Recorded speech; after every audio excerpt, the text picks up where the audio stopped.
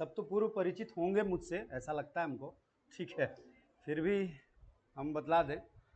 मेरा नाम डॉक्टर सरोज कुमार हुआ और संजय सर बोले कि जेटेट को लेकर पिछले 2013 का भी जेटेट मैं पास हूँ, 16 भी पास हूँ, बीटेड भी पास हूँ, अभी हाई स्कूल में शिक्षक हूँ और +2 भी मेरा हुआ है, ठीक है, बीएड एमएड सब है मेरा। तो वो बोले कि थोड़ा सा बच्चों को रिफ्रेश करने के लिए आप इतवार को आइए, ठीक है, क्योंकि यहाँ तो मैं हिंदी की कक्षा लेता हूँ, लेकिन पिछले 2016 वाले में मैं यहाँ पर चाइल्ड साइकोलॉजी और आपका जो है पेडागोजी का क्लास लेता था और काफ़ी बच्चे पास किए, 29 30 में 30 भी लाने वाले बच्चे हैं।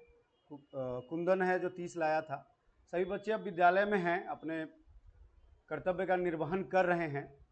क्योंकि थोड़ा सा जो पैटर्न है, आप इस चीज़ को समझिए, अभी तक नोटिफिकेशन तो आया है, लेकिन पैटर्न क्या होगा, आखिर सिलेक्शन का क्या जो कार्य है, उस पर थोड़ी सी हम लोग पहले चर्चा कर लें। क्योंकि जो 2013 वाले में था, वो 13 वाले में इस तरीके से था कि आपका जो है मार्क्स बहुत मायने रखता था जेटेट में, कि आप कितना मार्क्स लेकर आ रहे हैं।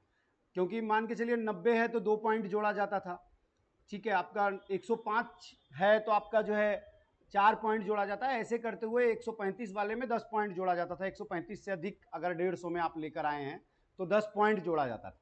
और सिलेक्शन अगर मान के चलिए मैक्सिमम आप मार्क्स लेकर आते हैं तो निश्चित है कि सिलेक्शन आपका जो है बहुत आसानी से संभावना बनती थी। और 2016 वाले में जो पैटर्न अपनाया वो तो अभी आपका चल ही रहा है, जो सहायक आचार्य की पद्धति है, कि मान के चलिए कि जो अभी चल ही रहा है कि सहायक आचार्य आप लिखें और जो है सो जो कार्य करना है कर, कोई इशू नहीं है। लेकिन मैक्सिमम मार्क्स लाने का आपको सोचना है कि कैसे मेरा मैक्सिमम आएगा 120 से प्लस कम से कम। क्योंकि मानकर चलिए आप नहीं भी यहाँ आते तब भी 90 लेके आइएगा, मुझे विश्वास है, ठीक है, कि सभी अब आप मानकर चले कि शिक्षक बनने ही वाले हैं तो 90 तो कोई भी ला सकता है। आप 120 प्लस का अगर आप आ गए हैं पतंजलि के द्वार पर तो आप ये एकदम गांठ बांध लीजिए कि 120 से कम का हम लोग मानेंगे नहीं आपका, उस सर्टिफिकेट का वैल्यू आपको हम नहीं देंगे, क्योंकि आप पैसा लगाए हैं तो उसका पूरा का पूरा जो है सो उपयोग होना चाहिए, ठीक है। तो ये आप समझिए कि आपको उस पैटर्न पे चलना है, हम मैक्सिमम लेके आए। क्योंकि मान के चलिए अगर 2013 वाला ही लागू कर दे नियुक्ति की जो प्रक्रिया है, तब हम लोग क्या करेंगे। ऐसी स्थिति में अगर 120 प्लस रहेगा तो हम 8 पॉइंट कम से कम रहेगा, इसके बाद आपका एकेडमिक जोड़ा जाएगा, यानी कि आपके मैट्रिक में कितना है, इंटर में कितना है, ग्रेजुएशन में कितना है, और जो 6 to 8 के लिए, और आपका बीएड में कितना है, इन चारों का आपका मार्क्स एड होगा और उसको 4 से डिवाइड कर दिया जाएगा। और इसके बाद आपका ये पॉइंट एड होगा, अगर आप 8 लाते हैं 10 लाते हैं तो ये भी एड होगा, उसमें जो एवरेज में 10 जोड़ा जाएगा। इसका मतलब बहुत उपयोगिता रहती है कि अगर आप जो है सो जेटेट में 120 से ज़्यादा लाएं, पहली बात तो मान के चलिए एड हुआ, उसके बाद आपका जो है जो भी आपका रीजनल लैंग्वेज रहेगा उस लैंग्वेज के अकॉर्डिंग आपको जो है सो डिस्ट्रिक्ट सेलेक्ट करना पड़ेगा कि ये डिस्ट्रिक्ट है, वहाँ पर जाकर आप अप्लाई कीजिए और आपका जो है हो जाएगा, ठीक है। चीज़ें और बहुत मज़ेदार जॉब है, क्योंकि हम खुद हैं, और उससे भी मज़ेदार है 1 to 5 और 6 to 8, ठीक है। जैसे हम लोग टीजीटी पीजीटी में हैं तो हम लोग को कुछ बाधाएं होती है, ठीक है। जैसे बाधाओं का मतलब है कि हमारे पास किशोरावस्था के बच्चे आते हैं, बात को समझिएगा, जो दिवास्वप्न के काल में है, दिवास्वप्न मतलब डे ड्रीमिंग लेकर आ रहे हैं, वो कल्पना शक्ति इतनी ज्यादा उनकी प्रबल है, क्योंकि हम लोग सब उस दौर से गुजरे हैं, उस किशोरावस्था से, और कुछ समझना नहीं है। बाल विकास को अगर समझना है, ठीक है, तो सीधी बात आप समझिए कि हम अपने बचपन में चले जाएं, ठीक है, तो वो ज्यादा अच्छा है, क्योंकि हम उस दौर के, हम लोग जिस दौर के हैं वो विशिष्ट हैं, क्योंकि हमने जो दौर देखा है, हम लोग जो अपना बाल्यावस्था शैशवावस्था देखा है, वो आज के बच्चे अब नहीं देखेंगे, एकदम निश्चित है। हम लोग जो है टेलीविजन के दौर से, रेडियो के दौर से आए हैं, और हम लोग हाथ में स्मार्टफोन पकड़े, ये बच्चे नहीं पकड़े। आप इस चीज़ को समझिएगा, हम लोग मतलब 10वीं कक्षा में बुमरो वाले मोबाइल से चले हैं, और अभी जो है सो आपके हाथ में, प्रत्येक के हाथ में जो है स्मार्टफोन है, तो उस दौर से गुजर कर आए। तो बाल विकास को आपको समझना है तो बहुत अच्छे तरीके से आप इस चीज़ को समझ सकते हैं। तो किशोरावस्था के बच्चे आते हैं तो थोड़ा असुविधा होती है, और खासकर महिला शिक्षिकाओं के साथ ज़्यादा, क्योंकि अगर आपको को एजुकेशन मिल गया या बॉयज स्कूल मिल गया तो वो ज़्यादा परेशानी होती, ठीक है। गर्ल्स स्कूल में नहीं होगी, लेकिन बॉयज स्कूल में तय है कि होगी, को एजुकेशन में होगी तो निश्चित है होना है। तो मानकर चले, इसीलिए कहा भी जाता है कि महिलाओं के लिए खास करके 1 to 5 और 6 to 8 ज़्यादा अच्छा है, क्योंकि ममत्व बोध होता है, आप ममता के साथ उन बच्चों के साथ, और खेलने को खूब मिलेगा। जैसे हम ही अगर मान लीजिए अभी हाई स्कूल में है ठीक है, तो बगल वाले स्कूल में हम चले जाते हैं, कभी काल जाना ही होता है, तो देखते हैं बच्चों के साथ पीटो खेल लेते हैं। ठीक है, बच्चे गिल्ली डंडा खेल रहे हैं तो हम खेल लेते हैं। ठीक है, लुका छिपी खेल रहे हैं तो थोड़ा सा खेल लेते हैं। तो वो ज़्यादा मज़ेदार विद्यालय होता है जो आपका प्राइमरी और अपर प्राइमरी का होता है। तो आपको मतलब बड़ा मज़ेदार जॉब मिलने वाला है, ये आप समझिए। आप गढ़ने जा रहे हैं, राष्ट्र के निर्माण में आपकी भूमिका है। तो जैसे सर तो ऐसे चाइल्ड साइकोलॉजी ले ही रहे हैं, और मानकर चलिए जब निर्देशक महोदय ही ले रहे हैं तो आपको सोचने की आवश्यकता है नहीं। लेकिन आप इस चीज़ से वाकिफ रहें कि आप साइंस लें, सोशल साइंस लें, लैंग्वेज कुछ भी रखें, पेडागोजी से 75 क्वेश्चन आने वाला है। यहाँ चाइल्ड साइकोलॉजी और पेडागोजी पे 30 दिख रहा है, लेकिन वो 30 नहीं है, ये एकदम ध्यान में रखिए आप। वो 75 क्वेश्चन है। जो सोशल साइंस रखे हैं, सोशल साइंस का पेडागोजी आधा रहेगा। ठीक है, जो साइंस रखे हैं वो साइंस का पेडागोजी आधा रहेगा। हर एक लैंग्वेज का आपका पेडागोजी होगा, चाहे इंग्लिश हो, हिंदी हो, और जो भी आप रीजनल लैंग्वेज रखें। यानी कि आधा पूरा का पूरा 150 क्वेश्चन में 75 क्वेश्चन जो है वो पेडागोजी से है। और पेडागोजी का मतलब है कि डिसीजन मेकिंग आपके बहुत अच्छे होने चाहिए, जो निर्णय लेने की क्षमता है वो बहुत अच्छी होगी, आप आसानी से उसको बना सकते हैं। ठीक है, और उसमें क्या होता है कि चारों के चारों विकल्प सही होते हैं। बात को समझ रहे ना, कि चारों विकल्प सही होते हैं। अब इसमें क्या होता है कि परसेंटेज वाइज जो क्वेश्चन सेट किया है वो परसेंटेज वाइज उसका, जैसे हम ही बता दें आप लोगों को कि हम लोग मतलब यूजीसी नेट भी क्वालिफाइड हैं, टीचिंग एप्टीट्यूड का क्वेश्चन आता था, तो एक बार पूछा कि इनमें से प्रभावी शिक्षक कौन है। ठीक है, तो उसमें विषय की विशेषज्ञता हमको लगा कि सही है, हम मारे। ठीक है, सही हो गया। फिर दोबारा वो क्वेश्चन हमको लगता है कि एक बार और पूछा, जेआरएफ के लिए ट्राई कर रहे थे, नेट हो चुका था तो जेआरएफ के लिए ट्राई किया, फिर से पूछा एक प्रभावी शिक्षक कौन है, हम उसमें विषय की विशेषज्ञता मार दिए। उसमें आंसर आया अनुशासन प्रियता, कि अनुशासन प्रिय शिक्षक ज्यादा अच्छा है। क्योंकि आप मानकर चलें कि जब 4 ऑप्शन थे तो उस समय अनुशासन प्रियता ऑप्शन में नहीं था जब विषय की विशेषज्ञता आंसर हुआ। और दूसरी बार में हम सोचे कि मारे हुए हैं, आंसर तो सही हुआ है, दूसरी बार आए तो देखे कि अनुशासन प्रियता आंसर दिया। ठीक है, हम लोग वो मेल डाले तो वहां से बोला कि जब उस समय अनुशासन प्रियता नहीं था, लेकिन विषय की विशेषज्ञता से भी ज्यादा जरूरी अनुशासन प्रियता होता है, ऐसा करके वो हमको आंसर वहां से आया। तो उन 4 विकल्पों में विषय की विशेषज्ञता भी आंसर है, लेकिन अनुशासन प्रियता उसके अकॉर्डिंग ज्यादा अच्छा है। चारों विकल्पों में आपको तुलना करनी होगी कि कौन बेहतर है, बहुत बेहतर है, तब जाकर काम होगा। ठीक है, तो मानकर चलें कि आप पेडागोजी में जो डिसीजन मेकिंग के क्वेश्चन होते हैं कि आपको निर्णय खुद लेना है और आपको कार्य करना है। ठीक है, तो एक नजर में आपको हम 5 यूनिट बताएंगे, इसके बाद कुछ भी अगर बचेगा, आ जाइए बच्चा, कुछ भी बचेगा तो आप बता दीजिएगा कि हाँ ये चीजें बच गई। हम 5 यूनिट आपको बताते हैं और इसमें 2 विभाग हम लोग करेंगे, संजय सर से हम बात कर लेंगे इस विषय में, 2 विभाग करेंगे। ठीक है, 2 विभाग पहले आप समझ लीजिए।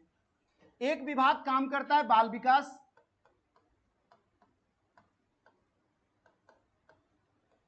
एवं बाल मनोविज्ञान,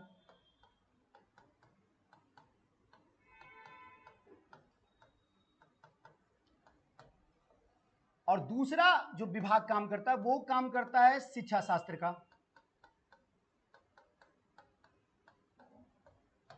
ठीक है, ये विभाग आपको बतलाता है कि बच्चे कैसे हैं। ठीक है, ये विभाग आपको क्या करेगा कि आप बच्चों का पहले अध्ययन कर लें कि किस वर्ग के बच्चे आपके पास आए हैं। विद्यालय आप गए हैं, आप पहले कक्षा में, ठीक है, मतलब आप मानकर चलिए कि 5 कक्षा अगर आप किसी कक्षा में ले लिए तो ये आपकी स्किल होनी चाहिए, आपका कौशल होना चाहिए, शिक्षण कौशल, कि आप हर एक बच्चे को पहचान लें कि किस वर्ग का है। आप नाम नहीं पहचानिएगा कोई मतलब नहीं, लेकिन बच्चे का आप जो है वर्ग अगर पहचान लेते हैं, उसको आप बंटवारा कर लेते हैं। ठीक है, तो इसमें आप जब आइएगा तो आपको मिलेगा कि 2% ऐसे बच्चे हैं जो बहुत प्रतिभाशाली हैं। 40 बच्चे की कक्षा है, ठीक है, तो 40 बच्चे में आप समझ लें कि 2-3-4% ऐसा होगा जो प्रतिभाशाली बच्चा है। उसको आप बोलिएगा कि 10 तक का आप जो है सो टेबल लिखिए, वो 20 तक का लिख के आएंगे। ठीक है ना, आप उनको बोलिए ABCD लिखिए, वो 4-5 वाक्य भी बना कर आएंगे उनसे। ठीक है, आप बहुत ब्रिलियंट बच्चे हैं, वो टॉप ग्रेड के, इनको भी विशिष्ट बालक कहा जाएगा, इनको भी स्पेशल चाइल्ड कहा जाएगा। आप बात को समझिए। इसके बाद जो अधिकांशता बच्चे हैं, अधिकांशता कहा जाए उसमें, ठीक है, मानकर चले 88% ऐसे बच्चे हैं जो सामान्य बच्चे हैं। इनको सृजनशील कहा जाएगा। और हम लोग का टारगेट, पूरे शिक्षक का ये टारगेट होना चाहिए कि ये 100%, अभी तो 90 हुआ है, ठीक है, 100% बच्चे इसी में हो। सबके चेहरे पर प्रश्न चिन्ह हो रहा है कि हम प्रतिभाशाली बच्चों को क्यों काटें, क्यों उसके पैर नोच लें, वो तो जा ही रहा था तेज, हम उसको क्यों रोकें। रोकना जरूरी है, क्योंकि आप नींव तैयार कर रहे हैं और नींव बड़ी मजबूत होनी चाहिए, ठीक है। हम वो बतलाएंगे कि कैसे बेहतर शिक्षक बनकर आप विद्यालय जाएं। और जो पतंजलि का सपना है कि हर एक विद्यालय में पहले शिक्षक हो, और दूसरा सपना है कि जो विचारधारा प्रत्येक शिक्षकों के अंदर डालकर फिर विद्यालय का तैयारी करें, तब झारखंड मजबूत होगा, तब झारखंड देखा जाएगा कि हाँ कैसे, किस नजरिए से, तब जाकर हम लोग प्रतिभा सम्मान में जा पाएंगे, ठीक है। कि आप जाकर ये बुद्धि लगाएं कि हाँ कैसे कार्य होगा, आज ये बच्चा, ठीक है, कैसे कार्य होगा और बेहतर कार्य होगा, एक नींव मजबूत करेंगे। क्यों? क्योंकि सरकारी विद्यालयों से मध्य वर्ग भी उठकर चला गया है, विश्वास नहीं कर रहा है। और हो सकता है कि आप शिक्षक बनने के बाद अपने बच्चे को आप ना पढ़ाएं उस विद्यालय में, तो आप पहले उस विद्यालय को, जैसे आज हम लोग क्या कहते हैं, कोई भी चीज होगा ना कि विद्यालय क्यों मजबूत नहीं हो रहा, सारे मंत्रियों को, सारे अधिकारियों को, ब्यूरोक्रेट्स को, सबको ये बाध्य कर दो कि उसको सरकारी विद्यालय में बच्चे को पढ़ाना होगा, अपने आप विद्यालय अच्छा हो जाएगा। ये शिक्षक आरोप लगाता है, पहले तुम अपने बच्चे को तो प्रवेश करवाओ, क्यों नहीं विद्यालय अच्छा होगा। आप अपने ही बच्चे को उस विद्यालय में अगर पढ़ाएंगे तो आपको निश्चित है कि अच्छा लगेगा। तो ये कार्य आपको करना है। वापस हम लोग फिर से, क्योंकि हम लोग के दौर में मेरे दादाजी शिक्षक थे, पिताजी शिक्षक थे, और हम सरकारी विद्यालय में पढ़े हैं, लेकिन अपने बच्चे को नहीं पढ़ा पाए, ठीक है। आज भले ही हम इस मंच से बोल रहे हो, लेकिन नहीं पढ़ा पाए, और मतलब उसका दुख रहा हमको, मतलब हम पूरा गर्व से बोलते थे कि नहीं, हम अपने बच्चे को अपने सरकारी विद्यालय में पढ़ाएं, लेकिन अभी नहीं पढ़ा पाए। क्यों? क्योंकि कुछ ऐसी विडंबना रही पत्नी के साथ, या जो भी, वो नहीं मानने वाली। लेकिन अगर हम तैयार कर दे विद्यालय को, तो निश्चित है 2 वर्ष 3 वर्ष के बाद हम फिर बच्चे को लेके आ जाएंगे, ठीक है। हमको पता है कि केवल क्या हो रहा है कि बाजारीकरण शिक्षा के नाम पर आज है, केवल बाजारीकरण है। हम बड़ा नजदीक से देखे, हम बोले चलिए ये अनुभव भी अच्छा है कि हम अपने बच्चे के माध्यम से उस बाजारीकरण को देख पाएंगे। किट सॉक्स लेना है, वाटर बोतल लेना है, अरे हम लोग को मार के भेजा जाता था एकदम, मतलब तबीयत खराब है बोलने पर भी मारा जाता था कि चलो विद्यालय जाओ। मतलब आपका शिक्षक मारता था, उसके बाद फिर आकर घर में बोलने की ताकत नहीं होती थी कि शिक्षक मारा है, नहीं तो घर वाले फिर मारेंगे कि तुम गलती किया होगा तब तो मार खाया। आज के दौर में ये स्थिति है कि जैसे ही ज्वाइन किए थे तो मैम थी एक, बहुत मतलब आपकी बहुत पुरानी मैम है, अनुभव उनके पास जाता था, मार दी 4-5 बच्चों को, उनके पेरेंट्स आ गए, हम थे एकदम, हमको लगता है 5 दिन नहीं हुआ था, हम बोले लीजिए लिविंग दीजिए इनको, सीधा स्कूल लिविंग दीजिए, और बोले कि जहाँ पढ़ाना है पढ़ाइए, ठीक है। वो चढ़ गए कि आप सरकारी, हम ऐसा हो थोड़ी होता है, आप इसके पिता हैं, हम इसके कुछ नहीं लगते, इस बच्चे के आपसे ज्यादा हमको जो है सो चुनौती है, आपसे ज्यादा केयर हम करेंगे इसको, ठीक है। आप पिता हैं, आपको दुख लग गया, हम मारे होंगे तो मेरा हाथ कांपा होगा कि नहीं कि हम अपने बच्चे को मार रहे हैं। आपका तो 2 बच्चा है, मेरा तो 600 है, मारे हैं इसका मतलब है कि आप आज आए, एकदम उठ के वहां से चला गया वो लोग। हम बोले आज आप आए हैं, इसका मतलब आप समझिए कि आप बच्चे को सह दे रहे हैं, ठीक है। उस माता पिता को मारने में हर बच्चे, अपने बच्चे को तकलीफ होता है, हमको भी हुआ, लेकिन हम मारे, क्यों मारे? ताकि ये घड़ा जो है पककर अच्छा हो। अभी मार सकते हैं, बाद में थोड़ी मार सकते हैं। वो लोग उठ के चले गए सीधा, बोले नहीं गलती हो गया, यही बोल के गए, ठीक है। तो ये आपके ऊपर डिपेंड करता है, क्योंकि आप निस्वार्थ भाव से विद्यालय जाते हैं। इसके बाद 10% ऐसे बच्चे भी आएंगे जो हो सकता है कई प्रकार से, ये भी स्पेशल चाइल्ड है, इनको भी यहां लाना है, इनको भी यहां लाना है। क्यों इसको लाना है? प्रतिभाशाली बच्चों को क्यों लाना है? क्योंकि इनका आईक्यू तो बड़ा ऊंचा होता ही है, कभी ये हारते नहीं, ये कभी भी नहीं हारे हुए हैं, ये हर जगह पर जीते हैं। भाषण प्रतियोगिता जीत गए, डांस प्रतियोगिता जीत गए, हर चीज में जीत गए, ठीक है। तो ये बच्चे क्या होंगे कि कभी वैज्ञानिक बनेंगे, ये नहीं सोचेंगे शिक्षक बनने का। यहां पर जितने हम लोग बैठे हैं सब सृजनशील है, मंदबुद्धि इसलिए नहीं है। जैसे आप लोग को भी लगता होगा पढ़ते हैं याद नहीं होता, तो कंप्यूटर थोड़ी है आप। भूलना अच्छा है, स्वस्थ मानसिकता के लिए अच्छा है, मस्तिष्क अच्छा है हम लोगों का कि हम भूल रहे हैं। सब चीज कैसे हमारा याद हो जाएगा? संभव ही नहीं है, कंप्यूटर नहीं है। तो जैसे हम लोग सोच रहे हैं, तो हम लोग सब सृजनशील क्यों हैं? सृजनशील इसलिए हैं कि अगर मंदबुद्धि आप होते तो आप 10वीं से पहले ही भाग जाते। बात को समझ रहे ना, 10वीं तक बहुत मुश्किल से पहुंचते, पास नहीं करते। ठीक है, तो आपको सृजनशील बना दिया। अगर मंदबुद्धि भी थे अपने समय में तो सृजनशील बना के आपको भेजा गया। और प्रतिभाशाली नहीं है, प्रतिभाशाली बच्चे साइंटिस्ट होते हैं, वैज्ञानिक होंगे या पागल होंगे, ये बिल्कुल ठीक है। पागल और वैज्ञानिक में बहुत ज्यादा अंतर नहीं होता, क्योंकि मतलब जो कहा जाता है, हम लोग रिसर्च भी पीएचडी किए हैं, तो रिसर्च में हमको पता है कि एक जो शोधार्थी होता है वो नई तथ्यों की खोज कर रहा है, तो नई तथ्यों में ऐसा खो जाता है वो, अगर उसको सिद्ध कर दिया। जैसे पहली बार कोई सोचा होगा कि हाँ हम आदमी को उड़ा देंगे आसमान में, दुनिया सबको ही बोली होगी ये पागल है क्या, आदमी कैसे उड़ेगा आसमान में, लेकिन उसने हवाई जहाज बना दी तो वो वैज्ञानिक हो गया।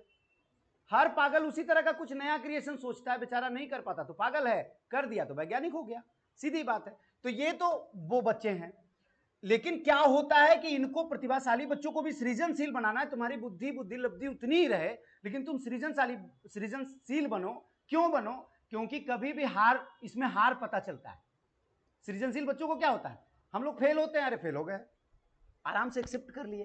तो ये बनाना जरूरी है कि वो एक्सेप्ट कर लें कि हारना भी संसार में चलता रहता है, सुख दुख के मधुर मिलन से यह जीवन हो परिपूर्ण, सुख भी हो दुख भी हो, ये कम से कम उनको पता होना चाहिए। आप सृजनशील रहो, आप वैज्ञानिक बनो, ठीक है, आप प्रतिभाशाली रहो, लेकिन सृजनशीलता आप में रहनी चाहिए, क्रिएटिविटी रहनी चाहिए, ताकि ऐसा ना हो कि कभी हार भी जाओ तो सक्षम होकर खड़े हो पाओ। नहीं तो ये बच्चे क्या होते हैं कि एक बार हारे कभी जीवन में, उठ के यहां आ जाएंगे, यानी कि साइकोलॉजिकल इफेक्ट पड़ेगा, वो पागल हो जाएंगे। उससे बेहतर आप सृजनशील रहो, प्रतिभाशाली भी रहो, विद्वता आप में होनी चाहिए, आप सक्षम हो, लेकिन आप में ये गुण भी होना चाहिए कि कभी फेल हो तो उठ के खड़ा हो सकें। इसलिए सृजनशील जो बालक होते हैं वो सबसे बेस्ट होते हैं, सामान्य होते हैं, और सबसे ज्यादा यही पाए जाते हैं। ठीक है, तो आप जैसे ही कक्षा में गए वर्गीकृत कर लिए बच्चों को कि कौन से बच्चे किस लेवल के हैं। अब क्या होता है, देखिए सामान्य एक चीज, कुछ भी चीज अगर आप उठा लें, ठीक है, एक रेनफोर्स होता है, सिंपल पुनर्बलन होता है ना, सब बच्चे आप लोग पढ़े होंगे, ये में क्या बोलते हैं बीएड वगैरह में या डीएलएड में, रेनफोर्स है। रेनफोर्स को ही हम अगर इस पर अप्लाई करें, इन बच्चों का कभी रेनफोर्स नहीं होगा, कभी इनकी सराहना नहीं की जाएगी। ये 10 तक का पहाड़ा बोले, आप 20 तक का लिख के आए, इनकी सराहना नहीं करेंगे हम। सराहना करने पर ये और उबाल मारने लगेंगे, इनका सदैव जो है डांट पड़ता है, इनको नकारात्मक पुनर्बलन देता है। बैठो, अच्छे से अच्छा टॉप से टॉप क्वेश्चन भी अगर इनसे पूछा गया, जवाब आया, इनकी सराहना मत कीजिए। पुनर्बलन का यही होता है, सराहना किसकी करनी है, तो आप उसकी सराहना करो ही नहीं, आप उसको जो है सो कम कर दो, नहीं, इनका सामान्य करो और इनका सबसे ज्यादा करो। 2 का भी पहाड़ा बोल रहे हैं, अरे बड़ी अच्छा बोल रहे हो, क्योंकि ये बच्चे भागने वाले हैं विद्यालय से, तो इनको आपको आकर्षित करना है कि विद्यालय अच्छा है, तो आकर्षित जब करना है तो उनको तो आपको पकड़ के रखना पड़ेगा ना, उनकी सराहना करेंगे, उनको लगेगा, तब वो शिक्षण अधिगम क्रिया में भाग लेने लगेंगे। फिर बोलेंगे अच्छा चलो आज 3 का पहाड़ा लिखो, वो लिखेंगे। क्यों? क्योंकि आपने उसका पुनर्बलन किया है, आपने उसको कभी चॉकलेट खिलाया है 2 की पहाड़ा में, इनको 20 की पहाड़ा में मत खिलाओ, लेकिन इनकी 2 की पहाड़ा में खिलाओ, इनकी सराहना, इनका पुनर्बलन सबसे ज्यादा होगा। ठीक है, तो ये कार्य है आपका कि आप जैसे पहचान लिए, उसके बाद आप अपने अकॉर्डिंग उसको ढाल रहे हैं। तो आपको इसमें, जैसे हम जो पार्ट आपका शिक्षा शास्त्र वाले में बताएंगे, तो इसमें टीचिंग होगी कैसे, मजेदार टीचिंग कैसे होगी, आप एक प्रभावी शिक्षक के रूप में कैसे कार्य करेंगे। ठीक है, आपका जो है, क्योंकि ये मान के चलिए कि त्रिमुखी अगर प्रक्रिया जॉन डीबी बोल रहे हैं, तो त्रिमुखी प्रक्रिया में आपको समाज को भी लेकर चलना है। वो बच्चे आपके समाज में जाकर नामकरण कर देंगे कि वो मैडम वो सर बहुत अच्छे हैं। ठीक है, आप पहले विद्यालय का काम अच्छे से कर लें, ठीक है, विद्यालय की भूमिका आप निभा लिए, एक शिक्षक की भूमिका आप निभा लिए, समाज अपने आप आपसे जुड़ जाएगा। जैसे आज अगर हम लोग जाएं, हम लोग जितने भी शिक्षक हैं अपने विद्यालय में, तो जैसे ही पीटीएम होगा, ठीक है, पेरेंट्स टीचर मीटिंग होगी ना, तो सबको आएंगे, और सबको आएंगे तो सबको ये जानते हैं कि हाँ ये कार्य बेहतर होता है, क्योंकि हम कभी उन बच्चों को पराया बच्चा समझेंगे ही नहीं। पहले ही दिन से अगर उस तरह का हम ट्रीट कर चुके हैं, तो वो जानते हैं कि हाँ ये पराया बच्चा नहीं समझ सकता। तो आपको, क्योंकि देखिए यहां तो बड़ा सुंदर लगेगा, विद्यालय पहुंचिएगा, फिर विद्यालय आपका, विद्यालय की समस्याएं आपकी, ठीक है, आपका जो है आवास आपका, बहुत प्रकार की समस्याएं हैं, ठीक है, और उन सबसे जूझना है। तो मानकर चलें कि शिक्षा शास्त्र में आपको एज ए पूरा का पूरा कार्य हम लोग करके देंगे, ठीक है, कि बतला के देंगे कि एक जैसे यहाँ पर टीचिंग मेथड्स आपको बहुत काम करने पड़ेंगे शिक्षण विधियों पे, और प्रत्येक दिन आपको शिक्षण विधियां बदलनी है, प्रत्येक कक्षा में बदलनी है। कभी आप कहानी से शुरू करते हैं, कभी दृष्टांत से शुरू करते हैं, कभी उदाहरण से शुरू करते हैं, कभी पाठ्य पुस्तक सीधा पढ़ाते हैं, कभी लेखन का काम करवाते हैं, कभी ब्लैक बोर्ड का प्रयोग करते हैं, कभी नहीं करते। आपके अकॉर्डिंग है वो, ताकि इंटरेक्ट बढ़े, उसका अभिविन्यास बढ़े, बच्चों का क्या है, कॉन्सेंट्रेशन बढ़े, आपकी तरफ आप पहले आकर्षित कर लो कि हाँ आपका कॉन्सेंट्रेशन यहां पर पहले फोकस करो, क्योंकि बच्चे हैं, निश्चित है कि आपका बाल्यावस्था और शैशवावस्था के बच्चे मिलेंगे, अंतिम दौर में किशोरावस्था के बच्चे आएंगे। 8वीं कक्षा तक आते आते वो किशोरावस्था में प्रवेश कर जाएंगे, परिवर्तन होगा तो वो दिवा स्वप्न में रहेंगे, बदमाशियां करेंगे, लेकिन उनको बांध के कैसे चलना है, ये आपका पूरा का पूरा जो एक कार्य है वो कार्य रहेगा। तो यहां पर जैसे अगर मान के चलें, सिलेबस पर तो काम हो ही रहा होगा, आप लोग का सिलेबस पे काम हो ही रहा होगा। हम लोग एक थोड़ा सा दृष्टि आप देख लें कि हम लोग चाइल्ड साइकोलॉजी में क्या क्या काम करना है। एक तरफ से बाल विकास एवं बाल मनोविज्ञान, पहले अगर यूनिट में चले,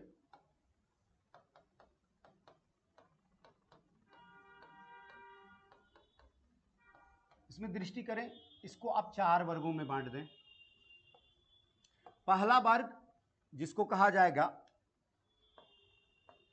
भ्रूणावस्था। इस भ्रूणावस्था का मतलब ही है कि इसका इफेक्ट इधर पड़ने वाला है। अगर बच्चे के गर्भ में कुछ तकलीफ हुई, ठीक है, तो इसका प्रभाव शैशवावस्था, बाल्यावस्था और किशोरावस्था में पड़ने वाला है। इसका अध्ययन इसलिए जरूरी है कि एक स्वस्थ बच्चा पहले संसार में आ जाए, तब जो है सो उसका विकास हम लोग देख पाए। यहां अगर भ्रूणावस्था का आप अध्ययन कर रहे हैं तो इसलिए कर रहे हैं कि कहीं इफेक्ट भ्रूणावस्था में तो नहीं पड़ा, गर्भस्थ शिशु की अवस्था में तो नहीं पड़ा, तो यहां पर आपको इसका अध्ययन इसलिए जरूरी है। इसके बाद शैशवावस्था है, बाल्यावस्था है, किशोरावस्था है, ठीक है। तो यहां पर भ्रूणावस्था में 3 वर्ग किया जाएगा। एक वर्ग जिसको कहा जाएगा बीजावस्था, ये समय रहेगा 0 से 2 सप्ताह, ठीक है। फिर आएगा भ्रूणावस्था, यह आएगा 2 सप्ताह से लेकर 2 माह तक, और फिर आएगा गर्भस्थ शिशु की अवस्था,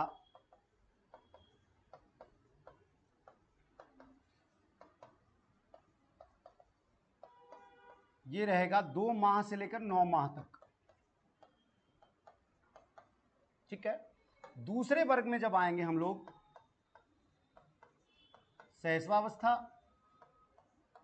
शैशवावस्था की समय सीमा स्वीकारी गई है जन्म से लेकर 6 वर्ष तक। सामान्य अलग अलग शिक्षण शास्त्रियों और विद्वानों द्वारा अलग अलग मान्यता है, लेकिन हम लोग जो साधारण पढ़ेंगे वो 6, 12, 18, क्योंकि ये कॉन्सेप्ट आपके मस्तिष्क में रह जाएगा, ठीक है, कि 6, 12, 18 तो आपके जहन में रह जाएगा कि हाँ 6 वर्ष तक जो है सो शैशवावस्था है। क्योंकि देखिए अंतिम दौर में कितना भी, जैसे अगर हम, मेरा बच्चा एक जो है सो 7 साल का है, मान के चलिए 7वां साल चल रहा है, तो अभी भी वो शैशवावस्था की कुछ चीजें नहीं छोड़ा है। अगर मेरी बच्ची के लिए, बच्ची जबकि 1.5 साल की है, उसके लिए खिलौना लाएंगे तो खेलेगा, क्योंकि खिलौना की आयु शैशवावस्था ही है, वो नहीं देगा कि नहीं देंगे मेरा खिलौना है। जबकि गुड़िया लाएंगे, आप बात को समझिए कि अगर गुड़िया भी लाए तो वो खेलेगा, इसलिए खेलेगा क्योंकि 6 वर्ष तक शैशवावस्था है, लेकिन पूर्व जब बाल्यावस्था पहुंचेगा तब भी शैशवावस्था के कुछ चीजें वो नहीं छोड़ेगा। बाल्यावस्था की चीजें आ चुकी है, अब खेल की आयु है, खेलता खूब है, लेकिन फिर भी खिलौने की आयु है, कुछ चीजें अभी भी मौजूद उसमें रहेंगी, अभी भी वो जो है सो। और यहां पर कहा जाता है आज है, तो खिलौने की आयु बची रहेगी, ऐसा नहीं है। फिर वो जैसे ही बाल्यावस्था के फिर चीजें करने लगेगा, मान के चलिए 8 के बाद, ठीक है। लेकिन जब वो किशोरावस्था में, मान के चलिए किशोरावस्था और बाल्यावस्था की संधि में रहेगा, जिसको वयः संधि कहा गया, कि संधि में है वो, वयः संधि है, तो वहां पर बाल्यावस्था की भी कुछ चीजें मिल जाएंगी और किशोरावस्था की भी कुछ चीजें मिल जाएंगी। जैसे लड़कियों में ये बहुत जोर देखा जाता है, ठीक है। अब जैसे 13 साल की लड़की है, 12 साल 13 साल की लड़की है, उसकी मित्र बोल दी, कोई सहेली बोल दी कि चलो ना छुकित्ता खेलते हैं, ठीक है। हम लोग का गांव का बहुत फेमस खेल था, स्टेपू फेंक के खेलते थे वो, अब वो खेलते हैं, वो खेलने के लिए तैयार हो गए, तब बाल्यावस्था हावी हुआ। जब खेलने लगी तब उसको याद आया कि मम्मी हमको बोली है कि अब मत खेलना बाहर में, ठीक है, क्योंकि बहुत सारी ऐसी चीज़ें आ गई, ठीक है, अब परिवर्तन है, शारीरिक परिवर्तन है, तो बोलेगी नहीं खेलेंगे, वो संकोच करके शर्मा के चली जाएगी। तो इस पर जो है बहुत मतलब लिखा गया वयः संधि पर कि ये जो वयः संधि का काल है बड़ा संक्रमण का काल होता है, बड़ा तूफान का काल होता है, ठीक है, संघर्ष का काल होता है। ये यही वयः संधि है जब प्यार होता है, प्रेम होता है बच्चों को, दोनों को, ऐसा नहीं है, आपका विषम लैंगिक आकर्षण होता है, ठीक है, तो ये आपका काल फिर जो है सो आपका किशोरावस्था का ही दौर है। तो कभी वो बाल्यावस्था में चली जाएगी, फिर जो है कभी किशोरावस्था में आकर उसको याद होगा नहीं अब नहीं करना है, ठीक है, तो ये चीज़ें रहेंगी। जब वो फिर बड़ी होगी, थोड़ा सा मान के चलिए 16-17 पहुंच गई, तो वो फिर परिपक्वता उसमें आ जाएगी कि इस तरह के कार्य नहीं करने, इस तरह के और मम्मी प्रथम शिक्षिका उसकी रहती ही है, ठीक है। सब जो जितने भी लड़कियां हैं आप लोग वो ज़्यादा बेहतर तरीके से उस चीज़ को समझ पाए कि मम्मी कहाँ पर उसको रोकना है, टोकना है, वो तैयार है। पिता कुछ नहीं कहेंगे, पिता बेचारे लड़कों के लिए हैं कि वो, लेकिन लड़कियों को समझाने का कार्य उन्हीं का रहेगा। तो ये शैशवावस्था, इसको भी 3 वर्गों में बांट सकते हैं आप। पूर्व शैशवावस्था,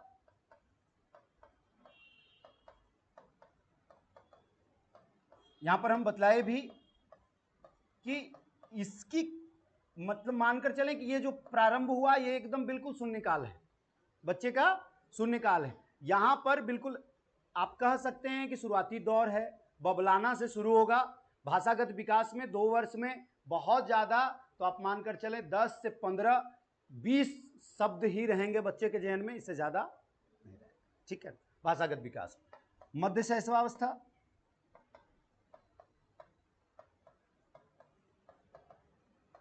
ये 2 से 4, और उत्तर शैशवावस्था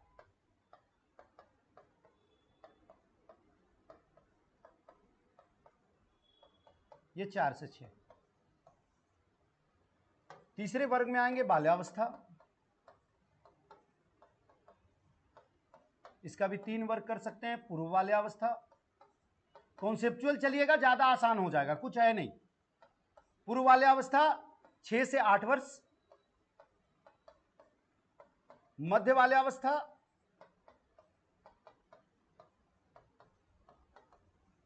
8 से 10 वर्ष, और उत्तर बाल्यावस्था 10 से 12 वर्ष।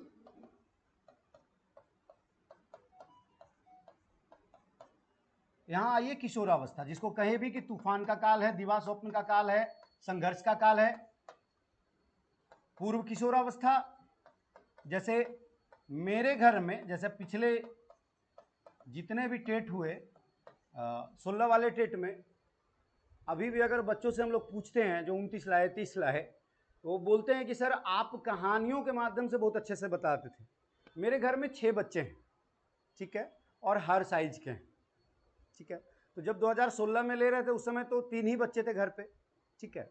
हम लोग 3 भाई में 6 बच्चे हैं, एक अभी किशोरावस्था में है, 2 जो है सो ये पूर्व किशोरावस्था में है, एक उत्तर किशोरावस्था में आ चुका है, 2 पूर्व में है, और बाद बाकी शैशवावस्था बाल्यावस्था में। लोग 3 भाई के 6 बच्चे, ठीक है।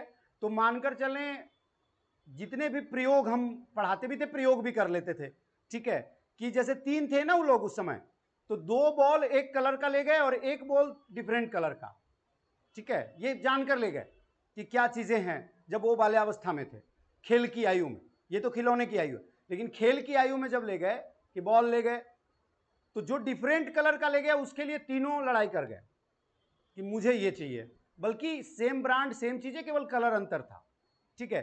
तो ये जो होता है एकदम बिल्कुल सेल्फिश वाला, जितना भी स्वार्थी और आत्म केंद्रित होगा, ठीक है, वो शैशवावस्था और बाल्यावस्था में होगा। अभी तक उसको मित्रता नहीं आती, कुछ भी नहीं आता, एकदम बिल्कुल स्वकेंद्रित है और स्वार्थी है, पूर्ण स्वार्थी। उसको मांग लीजिए चॉकलेट, नहीं देगा वो आपको चॉकलेट, कितना भी, ठीक है। हम लोग सिखलाते हैं मोरालिटी, ठीक है, कि मोरालिटी नहीं बच्चा देना चाहिए, बांटने से गंगे नहाए, तो कोई गंगे नहाने वाला वो लड़का बच्चा नहीं है, वो नहीं देगा। बांट चोट खाए गंगे नहाए, नहीं नहाएगा वो, उसको बोलेगा कि नहीं हम पूरी तरह से वो सेल्फिश है, ठीक है, बल्कि वो दूसरे का भी आधा लेने का अगर इच्छा है तो वो ले लेगा, ठीक है। तो ये चीजें रही हैं। तो पूर्व किशोरावस्था में तो इसलिए बोले कि कहानियों के माध्यम से वो बहुत बेहतर तरीके से आप समझ सकते हैं और एक कॉन्सेप्चुअल काम करें। ये है 12 से 14 वर्ष, फिर मध्य किशोरावस्था 14 से 16, और फिर उत्तर किशोरावस्था 16 से 18। अब यहां पर आपको काम क्या करना है, यहां पर विकास को बहुत आसानी से समझा जा सकता है। ये अगर नोटिंग हो गई है तो हम नेक्स्ट पेज में जा सकते हैं, हैं? कल कोई बात।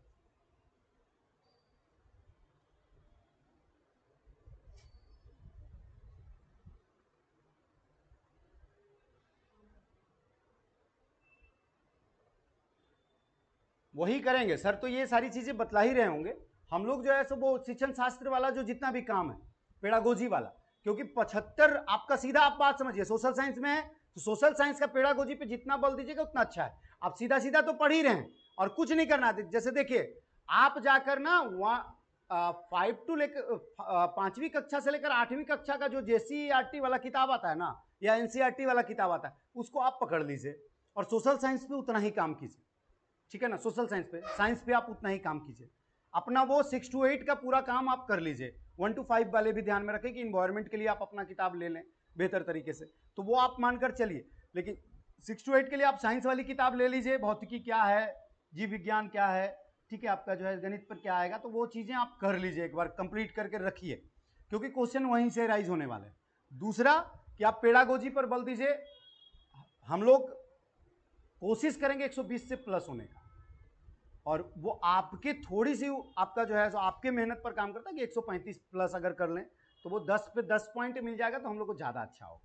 हम लोग उसी पैटर्न पे चलते हैं 2013 वाले ही पैटर्न, ठीक है। अभी तो वही करेंगे, अभी तो हम लोग को नियुक्ति कैसे होगी ये तो बताया नहीं गया। अभी क्या किया, एक में वो वाली नियुक्ति रखी पॉइंट बेसिस वाली, ठीक है, और एक में आपका सहायक आचार्य है। आप लोग सब इसकी जो है सो भर्त्सना कीजिए कि हम सहायक आचार्य वाला नहीं करेंगे, 2700 ग्रेड पे में नहीं जाएंगे, ठीक है ना। बहुत कम पैसा मिलेगा और बड़ा तकलीफ दे रहेगा। आप कहिए कि बिल्कुल 4600, आप 3 प्रकार की टीचर एक मिडिल स्कूल में क्यों रख रहे हैं? 3 प्रकार का शिक्षक हो गया, पारा शिक्षक, सहायक आचार्य और फुल फ्लेज, ठीक है। एक 4600 ग्रेड पे में, एक 2700 ग्रेड पे में, और एक का तो बेचारे का ग्रेड पे भी बहुत कम है, तो मान के चलिए मानदेय पे हैं। तो ऐसे मतलब क्या होगा कि विद्यालय अखाड़ा बन जाएगा।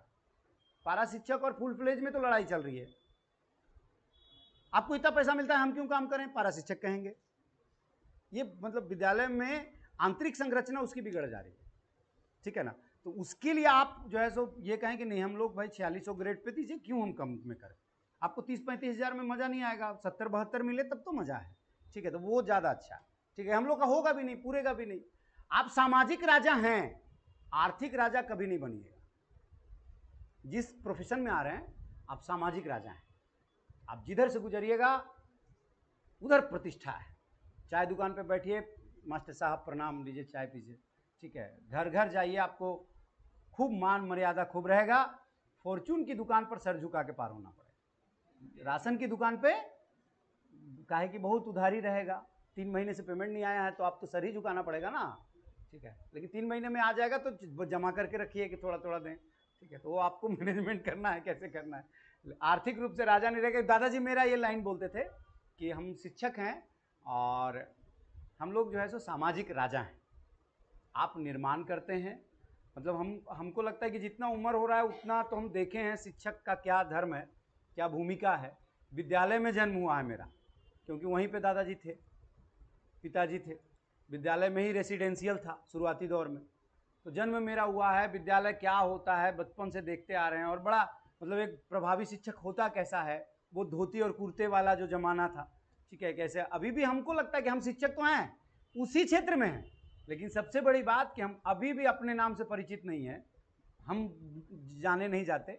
हम किसी के भी घर आसपास जाएंगे अगर 10 गांव में, तो हमको बतलाना पड़ता है कि हम उनके पोते हैं, तो तुरंत वो खड़ा हो जाएगा, हमको नहीं पहचानता वो। तो ये मतलब हमको लगता है कि शिक्षक की एक जो छवि है वो बड़ी मज़ेदार है। आप अच्छे से काम करते रहिए। 40 मतलब हमको लगता है 39 वर्ष एक ही विद्यालय में काम किए दादाजी। 21 वर्ष की आयु में आए थे, 60 में रिटायर किए, और 40 वर्ष जब किए तो 3 पीढ़ी पढ़ाए, जिसके दादाजी को पढ़ाए उसके पोते को भी पढ़ा के निकले। तो ये सबसे मज़ेदार है कि आप जो है सो कैसे कार्य करते हैं, कैसे प्रतिष्ठा पाते हैं, विद्यालय मतलब कैसा होना चाहिए, तो ये आपको जैसे एक आपकी भूमिका है, ठीक है, पैसे कम हैं, प्रतिष्ठा बहुत है, ठीक है, और मतलब अंतरात्मा में पूछेगा तो अच्छा काम किए, पर डे आपको लगेगा ना बड़ा अच्छा काम करके आ रहा है, बहुत अच्छा काम करके आ रहा है। ये सचिवालय में नहीं मिलेगा, वहाँ तो कौन बैठते हैं जान ही रहे हैं, ठीक है। ये आपको वीडियो सीओ बनने के बाद नहीं मिलेगा, ये आनंद नहीं मिलने वाला, ठीक है, कि आपको अंतरात्मा बड़ा प्रिय लगेगा कि हाँ बड़ा मज़ेदार। तो वीडियो आइएगा, कोई भी जो है एक ठेकेदार आकर आपको डांट कर चला जाएगा, विद्यालय में नहीं डांटेगा, ठीक है। आप अगर अच्छे से अपना कर्म कर रहे हैं, अपने कर्तव्य का निर्वहन कर रहे हैं, कोई नहीं आपको बोलेगा, आप और प्रतिष्ठा का विषय होगा, समाज में आपको काफ़ी मान मर्यादा मिलने वाला है, आप सामाजिक राजा है। यहाँ से हम लोग उत्तरोत्तर चलते हैं। यहाँ से जब आप आगे जाइएगा तो आपको देखना है बालकों का शारीरिक विकास।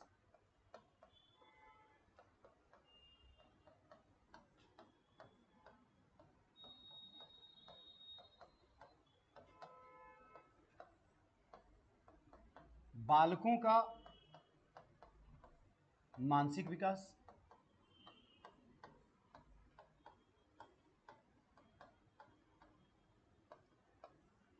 बालकों का सामाजिक विकास,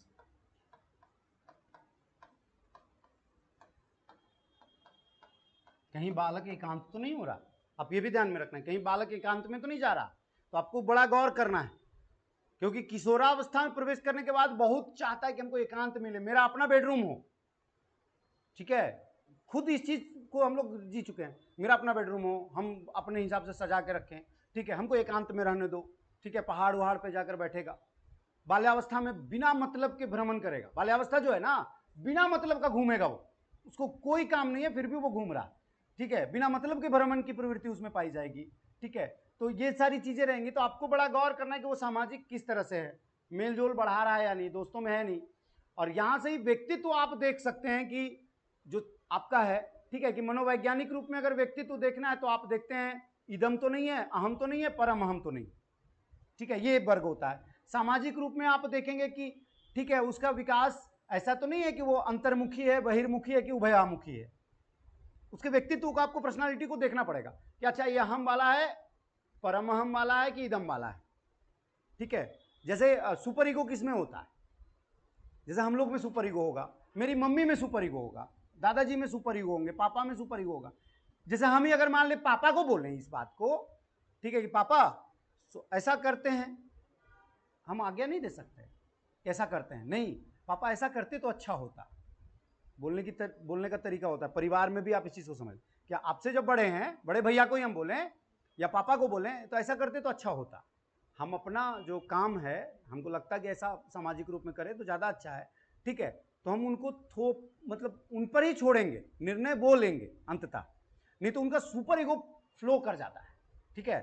सुपर ईगो फ्लो किया ना, तू हमको समझाएगा, ये सुपर ईगो, हम इसको जन्म दिए ही हमको समझाता है, ये लाइन का मतलब है सुपर ईगो का आदमी है वो, तुमको हम जन्म दिए और तुम हमको सिखाएगा, मम्मी बोलेगी, दादी बोलेगी, ठीक है, ये सुपर ईगो वाला पार्ट है। अहम क्या होता है, वो तो साधारण अहंकार है, मान के चलिए वो कुछ है नहीं फिर भी है, तो ये अहंकार वाला भाग आता है, ठीक है। उभयामुखी व्यक्तित्व है, अगर सामाजिक रूप में देखें, बहिर्मुखी है या फिर जो है अंतर्मुखी है, कम बोल रहा है, कम लोगों से मिल रहा है, कम मित्र रख रहा है, ये अंतर्मुखी है, ठीक है। उस अंतर्मुखी व्यक्तित्व वाले को क्या बनाना है, लेखक बनेगा, वो बेहतर कार्य कर सकता है, ठीक है, इस तरह की चीजें कर सकता है। बहिर्मुखी जो बोलता है, ज्यादा बोलता है, शिक्षक बन सकता है, नेता बन सकता है, ठीक है। उभयामुखी बीच का माध्यम अपनाता है, नहीं वो बीच का माध्यम है उसका, वो टाइम जब उसको जरूरत है अंतर्मुखी हो जाएगा, जब जरूरत है, ठीक है। तो ये मानकर चले व्यक्तित्व में आपको दिखेगा कि सामाजिक विकास कैसा है। इसके बाद बालकों का भाषागत विकास, भाषागत विकास में अगर देखिएगा तो 10 माह में बच्चा पहला शब्द बोलता है, 10 माह में पहला शब्द बोलता है, दुनिया बोलता है कि पहला शब्द तो माँ ही होगा। अब आप कभी गौर कीजिएगा इस बात को कि हमारे रिश्ते ऐसे क्यों हैं, ठीक है, हमारे रिश्ते ऐसे क्यों हैं, शब्दों का आवृत्ति क्यों है। जैसे हम भाषा के भी शिक्षक हैं तो हमको ये महसूस हुआ इस बात पर कि आपसे चर्चा इस पर कर लें, हमको लगा कि शोध किए उस पर, मान के चलिए थोड़ा सोचे, चिंतन किए, कैसे रिश्ते क्यों है, पापा क्यों बोलते हैं, चाचा क्यों बोलते हैं, ये वर्णों की आवृत्ति क्यों हो रही है? वर्णों की आवृत्ति इसीलिए हो रही है ताकि बच्चे आसानी से बोल पाए, उच्चारण कर पाए। छोटे बच्चे, इसीलिए हमारा रिलेशन इस तरह का मामा है, एक ही वर्ण की आवृत्ति, ठीक है, ताकि वो जो 10 माह के बाद जब आगे बढ़े, ठीक है, तो वो वर्णों को आवृत्त करे, केवल क्या करे, रिपीट करे और उसका रिलेशन हो गया। बात को समझ रहे कि नहीं? फिर बाद में अब वो जो है सो देखिए, सबसे छोटा शब्द मां संपूर्णता है, पूरे संसार में समा गया, सबसे संपूर्णता, ठीक है, एक शब्द एक वर्ण में मां, ठीक है। बबलाना जो शुरू होता है 8 माह से 6 माह के बाद शुरू हो जाता है बबलाना, आया करेगा बच्चा, कुछ भी करता है सोते हुए, ठीक है, पालने में, तो वो बबलाना शुरू करता है, उसी समय उसके उच्चारण में म आ जाता है और माँ माँ माँ हो जाता है, तो वो शब्द जो है माँ के लिए हुआ। उसके बाद अब रिपीटेशन का दौर आ रहा है, आवृत्ति होगी, और आवृत्ति होने के बाद अब वर्णों का जो है सो परिवर्तन होगा, स्वर में चेंज होगा, तब चाचा के बाद चाची आएगी, तब मामा के बाद मामी आएगी, ठीक है, बात को समझ रहे हैं? तब जो है सो इस तरह से कार्य होगा, और वो धीरे धीरे करते हुए जब वो उत्तरोत्तर बढ़ेगा, तो एक जो है शिक्षण शास्त्री बोलते हैं कि 6 वर्ष में 2500, एग्जैक्ट आप लोग को बता देते हैं, 2562 शब्द बच्चा बोल लेता है, उसके शब्दकोश में इतने शब्द आ जाते हैं, ठीक है। 6 वर्ष की जब आयु हो जाती है, क्योंकि ये पूरी तरह से शोध पर कार्य है, ठीक है, उन्होंने पूरा गणना किया कि 6 वर्ष में कितने बच्चे के शब्दकोश हो गए, और 10 वर्ष तक ये जो अवस्था है उसके शब्दकोश में 5000 आ जाते हैं। अब समझिएगा भाषागत विकास में, घर में हम लोग, कुछ लोग ऐसे भी हैं जो पेरेंट्स हैं, आप लोग कुछ होंगे ना, पेरेंट्स भी होंगे, नहीं है तो छोटे भाई तो हैं, अगर नहीं है तो छोटे भाई हैं, छोटी बहन है। बच्चा जैसे ही सवाल पूछा ना कि मम्मी या पापा ये क्या है, आप समझिएगा कि इसके शब्दकोश में ये शब्द नहीं है। बात को समझिए ना, बच्चा पूछता ना पापा ये क्या है, तो आप समझिएगा कि इसके शब्दकोश में ये शब्द नहीं आया है। आप कभी झल्लाइए, कितना भी व्यस्तता हो, कितना भी आप व्यस्त हो, झल्लाइएगा नहीं, उस शब्द का पहले आप जवाब दीजिएगा, उसका समाधान आपको करना है, नहीं तो आप शिक्षक बनने लायक नहीं है। कितना भी व्यस्तता होगा ना, तो पहले उस सारा व्यस्तता को पहले रख दीजिए आप जो है, और पहले उसको बताइए कि हाँ बेटा ये चीज़ है, इसका मतलब है कि आप उसके उस शब्दकोश को बढ़ा दिए, एक शब्द उसका बढ़ गया, ठीक है। वो जैसे ही पूछा करेले को उठा के क्या है, आपको बताना है क्या बेटा ये सब्जी होती है, ठीक है, तुम लोग नहीं खा सकते अभी, जब बड़े हो जाओगे तो खाना, खून साफ होता है, कुछ कुछ आप बता दें उसको, वो बड़ा, ठीक है। तो ये जो शब्द है वो क्वेश्चन किया, मतलब उसके शब्दकोश में वो नहीं, फिर धीरे धीरे परिपक्वता आती है और धीरे धीरे जो है सारे शब्दकोश बच्चे के मस्तिष्क में आ जाती है। भाषागत विकास के बाद सबसे महत्वपूर्ण जो होता है बालक का संवेगात्मक विकास, और यही संवेगात्मक, यही इमोशन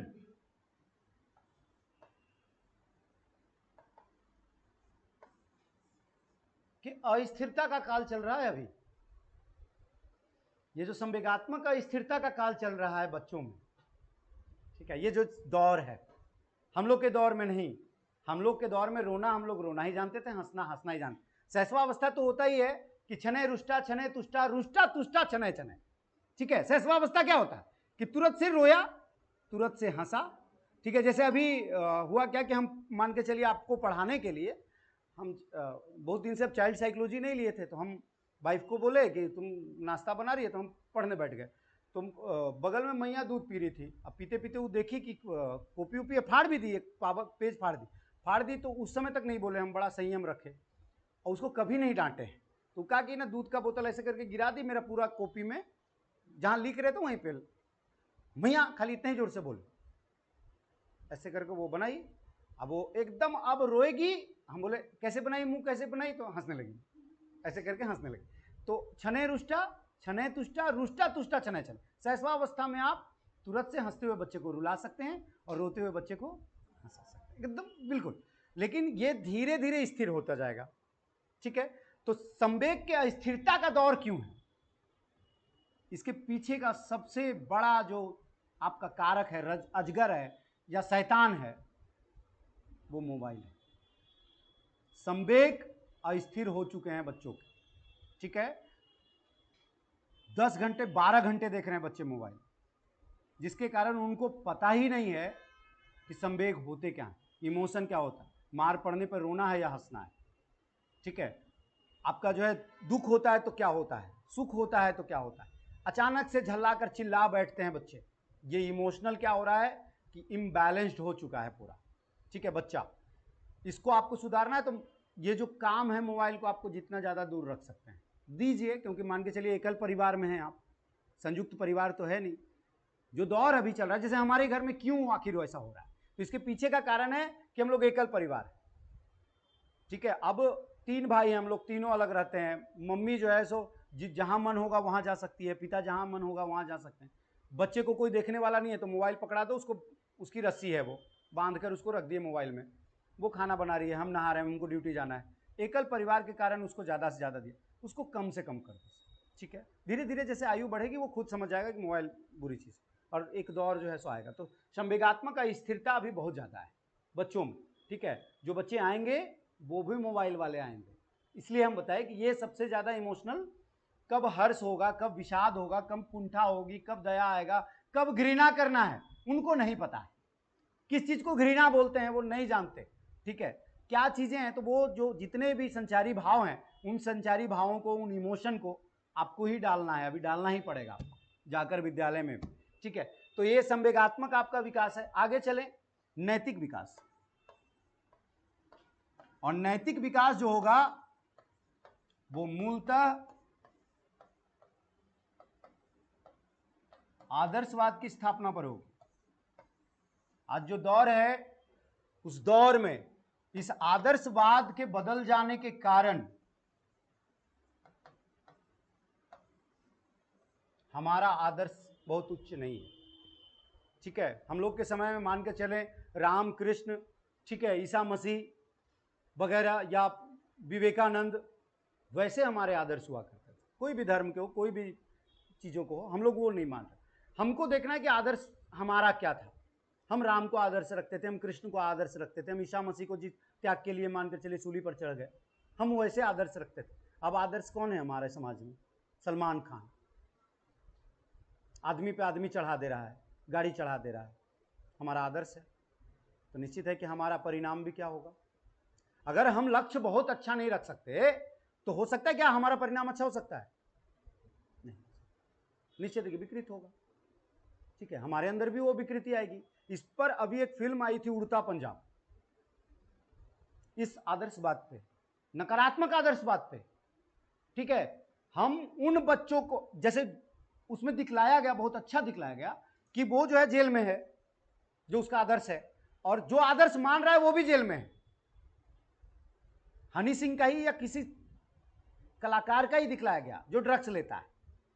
बच्चे भी लेने लगे, कॉपी तो करेंगे कि मेरा आदर्श ले रहा है तो भाई मेरे लिए तो वो ईश्वर है, वो भी लेने लगा।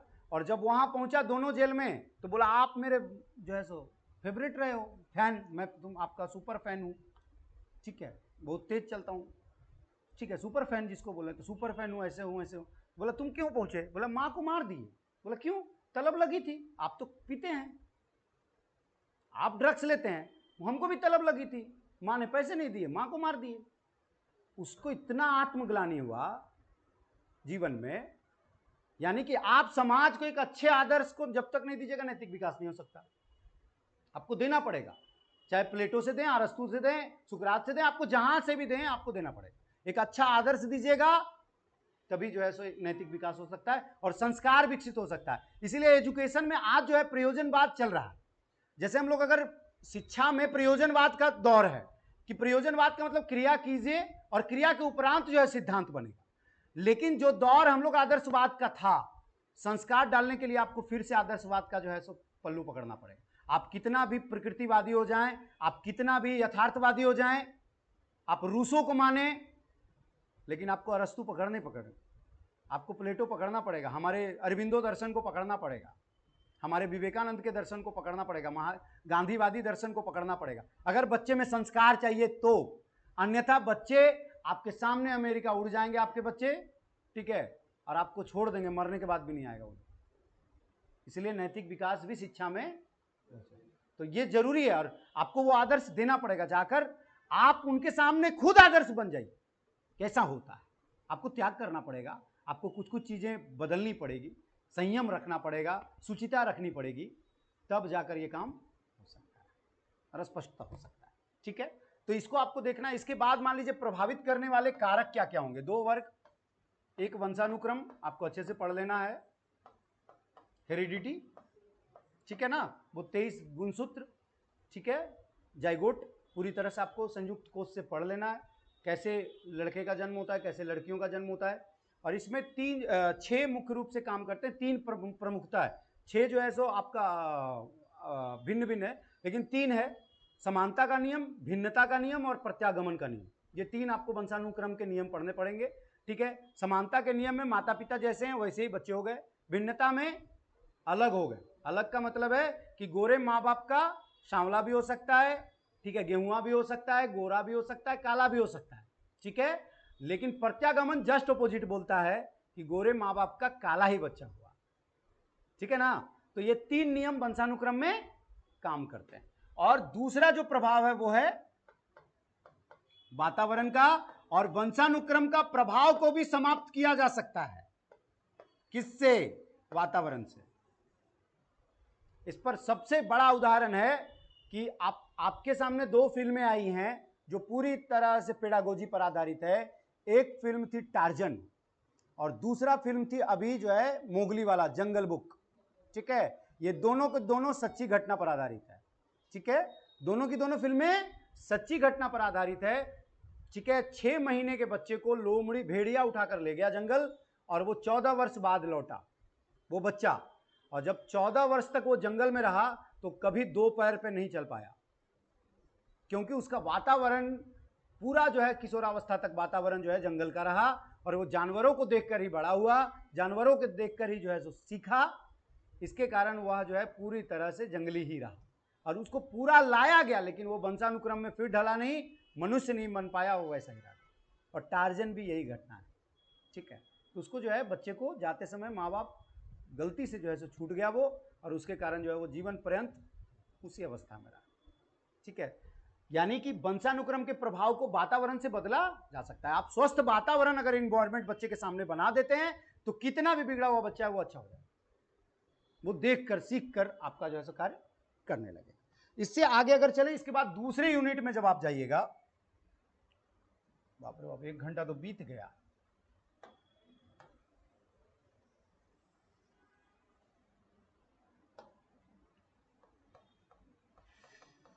यूनिट 2 में आपको पढ़ना है अधिगम।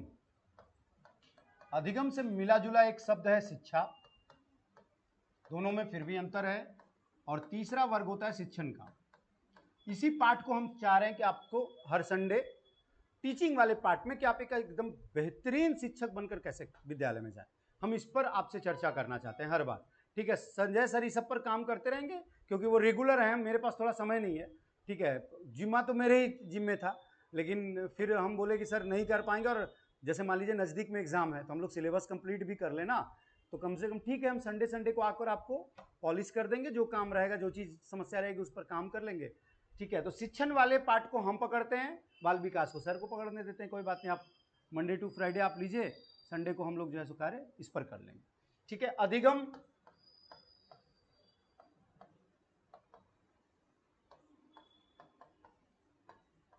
अंतर क्या है ये देखिए,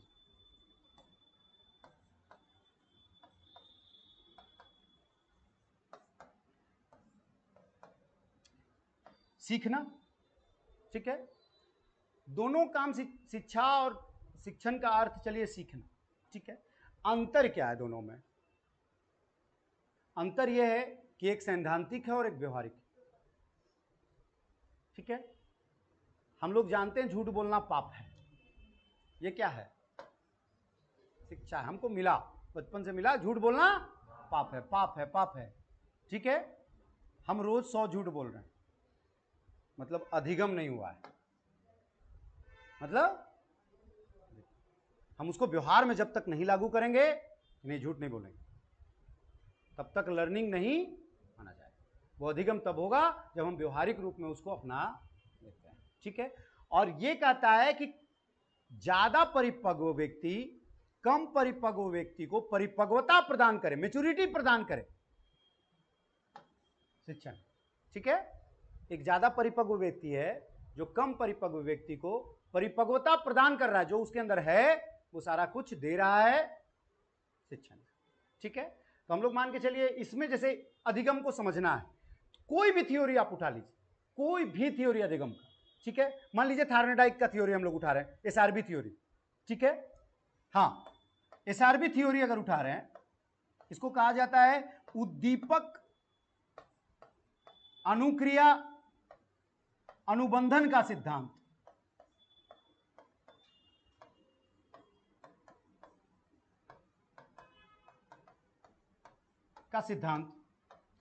बोर होइएगा बता दीजिएगा ना, ठीक ना, बोर होइएगा बता दीजिएगा कि छोड़ दीजिए सर क्लास ना, थोड़ा सा आपका 1 घंटा हो गया। ठीक है, ये है स्टिमुलस रिस्पॉन्स बॉन्ड्स थ्योरी।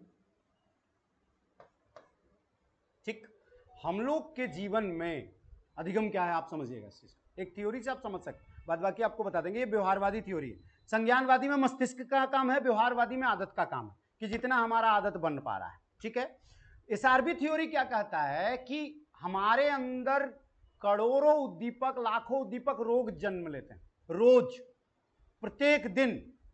ये मोटिवेशन का काम है। हम किसी को देखे प्रभावित हुए, मेरे अंदर उद्दीपक जन्म लिया कि हमको सीख जाना है। किसी को भी हम गिटार बजाते देखे, हम भी बजाते तो अच्छा था, उद्दीपक हमारे अंदर जन्म हो गया।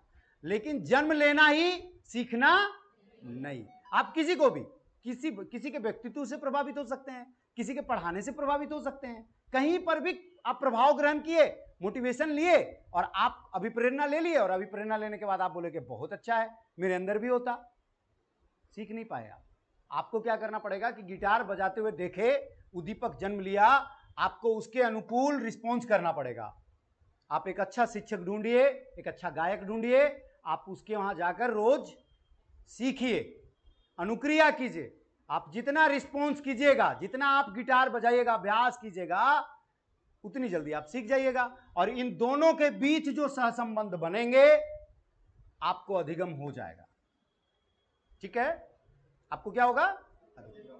ठीक है, कि आप अगर उद्दीपक जन्म लिया, कोई भी उद्दीपक, लाखों उद्दीपक जन्म लेते हैं, सही रिस्पॉन्स ना होने के कारण मर जाते हैं। जैसे मानकर चले कि हम लोग देखे किसी बॉडी बिल्डर को, हम अपने जीवन में बतला रहे हैं, बॉडी बिल्डर को देखे, हम पूछे कैसे, क्या है, बहुत फिट दिखते हो, बोला जिम जाते हैं। हम लोग भी मान के चले किशोरावस्था में 18, 19, 20 में आए थे हॉस्टल में, हम देखे कि बड़ा बॉडी बिल्डर है, हम बोले हमको भी ले चलो। हम लोग उद्दीपक जन्म लिया कि हम भी जो ऐसी बॉडी बनाएंगे, चले गए। पहला दिन तो खूब अनुक्रिया हो रहा है, ठीक है, ज्यादा हो गया अनुक्रिया। सुबह उठे पेन करने लगा, बोला चलेगा, दीपक था उस समय तक, हाँ हाँ चलेंगे। लेकिन वहां पर गए, साइकिल वाइकिल चला के बोले बड़ा तकलीफ है यार, बड़ा हाथ वाथ दुख रहा है। बोला वो तो शुरू होगा ही, 2-3 दिन और कर ले, ठीक हो जाएगा। 2 दिन किए, 3 दिन किए, दर्द तो जा नहीं रहा, लेकिन कम अब कर रहे हैं, उतना नहीं किए जितना उद्दीपक फर्स्ट देता, जितनी अनुक्रिया थी, लेकिन हम लोग कर थोड़ा थोड़ा करते गए। 5वें दिन उद्दीपक मर गया। बोला नहीं सकेंगे भाई, कोई बात नहीं, हम लोग जैसा है वैसा रहने दे, रिस्पॉन्स सही नहीं हुआ, उद्दीपक मर गया। ठीक है, दोनों के बीच में ये बॉन्ड्स बने ही नहीं, वो अनुबंधन बना ही नहीं, जिसके कारण मैं कभी बॉडी बनाना नहीं सीख पाया। आज भी परेड होता है तो हमको लगता है हम किनारे ही खड़े रहते, नहीं सकेंगे। ठीक है, उतना आता ही नहीं है, सीधी बात है। हम ऐसा नहीं कि शारीरिक रूप से करते नहीं, हम शारीरिक रूप से हर काम करते हैं, लेकिन ये व्यायाम वाली चीजें नहीं आ पाई, सीधी बात है। तो नहीं आई तो नहीं आई। ठीक है, बात को समझे। कोई भी उद्दीपक जन्म लेता है, रोज जन्म लेता है, लाखों जन्म लेता है, वो सही अनुक्रिया नहीं पाएगा, मर जाए, सीधी। ठीक है, स्पष्ट है। तो कोई भी थ्योरी लेकर आप, अब जैसे शिक्षा में आपकी 3-4 थ्योरी काम करती है मुख्य रूप से, जिस पर अभी चर्चा किए। आपका यथार्थवाद, प्रकृतिवाद, आदर्शवाद और प्रयोजनवाद, ये 4 आपका जो है उसका है। ठीक है, कि हम बच्चे को, जैसे आप आज तो चारों जरूरी है, और प्रकृतिवादी बहुत सारे ऐसे विद्यालय खुल गए हैं। प्रकृति पुस्तकीय शिक्षा को निरर्थक माना जाता है, किताब फेंक दो, नहीं चाहिए, तुम आओ प्रकृति में चलो, प्रकृति से सीखो। तुमको लेकर चल रहे हैं, एक बस आती है विद्यालय में, बस पर बच्चे बैठे और वो सीधा जाकर प्रकृति में उनको ले जाया जाता है, उनको सिखलाया जाता है कि रूट्स क्या है, सीधा पेड़ दिखलाया जाता है कि ये देखो पौधा है, ये आपके जो है पत्ते हैं, ये आपका जो है कैसे कार्य करता है, प्रकाश संश्लेषण कैसे होता है, सीधा दिखलाया जाता है बच्चों को। बात को समझ रहे हैं ना? तो ये प्रकृतिवादी है, प्रकृति की गोद में बैठकर प्रकृति का अनुसरण कर रहे हैं, सीख रहे हैं। यथार्थवादी क्या कहते हैं? नहीं, ताजमहल के बारे में दिखलाएंगे बतलाएंगे नहीं, चलो दिखला देते हैं, हिमालय तुमको दिखला देते हैं, ये शिवालिक है, ये जो है सो आपका सीधा चिनाब नदी दिखला दिया जाएगा। बात को समझ रहे हैं? तो ये चीजें की गई।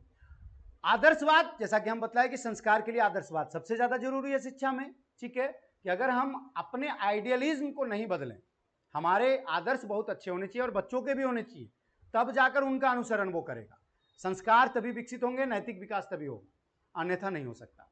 और प्रयोजनवाद कहता है कि इन तीनों को मिला दो, पहले क्रिया करवाओ, क्रिया अगर सफल हो गई तो वो सिद्धांत बन गया, थ्योरी बन गई, और वो उसी पर हम लोग काम करेंगे। प्रयोजनवाद क्रिया पर ज्यादा बल देता है और वह उसी की शिक्षा पद्धति अभी चल भी रही है हमारे वर्तमान में। टीचिंग के संदर्भ में अगर मान लीजिए किसी चीज को काम करें तो सबसे ज्यादा शिक्षण में कहा जाता है, मानकर चलें इस पर अगर हम लोग जिस पर हम लोग चर्चा करना है, इस पर अगर आते हैं तो देखिएगा, यूनिट वाइज किसी दिन और फिर बतला देंगे।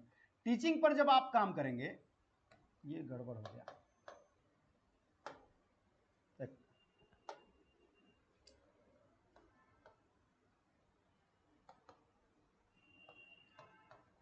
शिक्षण, इसमें देखिएगा कि जितना मजबूत होगा आपको हम दूसरा वर्ग बतला रहे हैं, वह वर्ग जिसमें बतलाया कि 2 वर्गों में बांट दीजिए, एक बच्चों को समझिए और खुद को इस तरह से आप अपने आपको जो है डेवलप कीजिए, विकसित कीजिए कि आपकी कक्षा सबसे ज्यादा प्रभावी, ठीक है। आप जैसे आप आज आंख बंद करेंगे और सोचेंगे कि मेरे पूरे जीवन काल में कौन ऐसे शिक्षक थे जिनका सबसे अच्छा कक्षा था, तो आपका एक तस्वीर आएगा, ठीक है। आप पूरे जीवन काल में पढ़े होंगे तो आंख बंद करेंगे तो एक शिक्षक की तस्वीर आ जाएगी कि सबसे अच्छा पढ़ाते थे वो, उनकी कक्षा 2 घंटे भी होती थी, हमको बोर नहीं लगता था, ठीक है। और फिर आंख बंद कीजिए और सोचिए कि सबसे खराब शिक्षक कौन थे, बताना नहीं है लेकिन सोचना, तो फिर एक तस्वीर आएगी, वो क्या करते थे, गोल गोल घुमाते थे, हाँ चले जाते थे। इसका मतलब है कि उनकी टीचिंग स्किल्स, टीचिंग मेथड्स अच्छे नहीं थे। कल की तारीख में जब बच्चे आंख बंद करें तो आप कैसे, आपका चेहरा कैसे वाले शिक्षक में आना चाहिए, अच्छे वाले में ना, खराब वाले में नहीं ना। तो तभी डेवलप हो सकता है जब आप शिक्षण के सारी विधियों को अपनाते हैं, सारे कौशल को अपनाते हैं, सारे शिक्षण सूत्रों के अनुकूल चलते हैं, केवल उनके अनुकूल चलना है। बनाया हुआ हमारा पूरा खाका है, शिक्षण सूत्र, शिक्षण विधियां अपने निर्मित की गई हैं पूर्व के सभी शिक्षकों, जैसे हम बोले ना दादाजी को देखकर, तो उनसे, उन लोगों से ये जो है शिक्षण विधियां निकली, वो बनाए हैं, जितने भी ऋषि मुनि पूर्व के रहे हों, जितने भी शिक्षक रहे होंगे, गुरु रहे होंगे, उनको गुरु कहा जाएगा, शिक्षक नहीं कहा जाएगा। शिक्षक तो हम लोग हैं, ठीक है, हम लोग गुरु नहीं हो सकते, ये भी मानकर चलिए कि ऐसा नहीं है कि हम लोग, वो दौर नहीं है, ठीक है, कि जहां पर अगर वैदिक काल में हम लोग अभी एमएड में पढ़ रहे थे कि वैदिक काल में जो है सभी बच्चों को ले गए, भिक्षाटन करके बच्चे ला रहे हैं, सबकी जिम्मेवारी उस गुरु पे है, कोई पैसा नहीं, कोई धन नहीं, ठीक है, झोपड़ियों में रहना है, कम से कम संसाधनों में बच्चे काम कर रहे हैं, बच्चे पढ़ रहे हैं, कम से कम संसाधन मिलते थे, काला कमली मिलता था, बच्चे जो है सुबह उठ जाते थे, भिक्षाटन करते थे, गुरु के लिए लाते थे, गुरु माँ बनाती थी, सब बच्चों को खिलाया जाता था, और अपने बच्चे जैसा सब बच्चों का जो है व्यवहार। अगर हम इतना निस्वार्थ हो सकते हैं हम भी गुरु बनेंगे, और अगर निस्वार्थ नहीं हो सकते तो शिक्षक ही रह जाएंगे, ठीक है, ये अंतर है। अब चलिएगा शिक्षण में आप जब आइएगा, आपको टीचिंग मेथड्स बहुत उच्च होनी चाहिए, शिक्षण विधियां,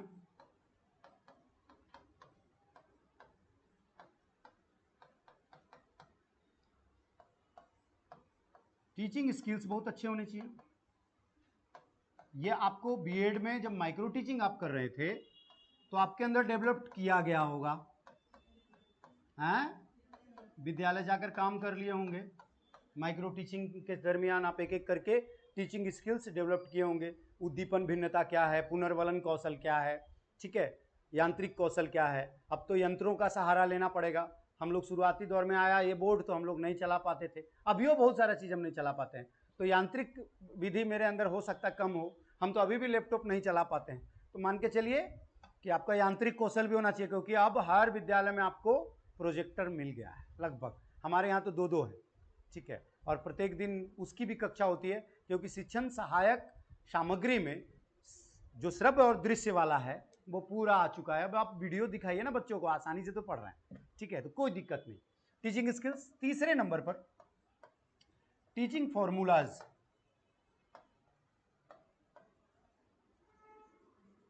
शिक्षण सूत्र।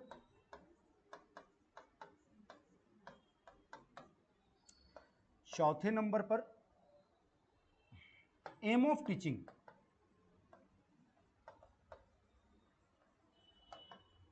शिक्षण के उद्देश्य।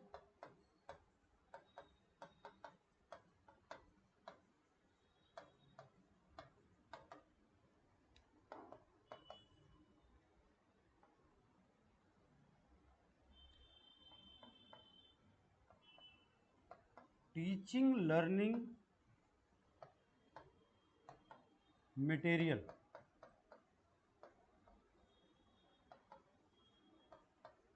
शिक्षण अधिगम सहायक सामग्री।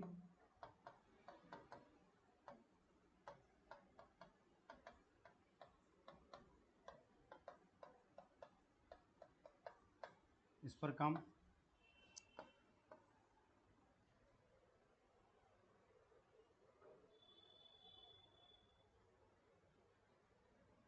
शिक्षण की प्रक्रिया, प्रोसेस ऑफ टीचिंग।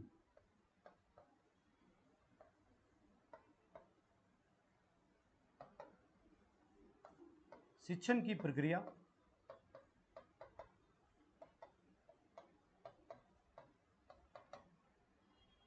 यहां पे सातवां लिख दे रहे हैं, टीचिंग एवोल्यूशन।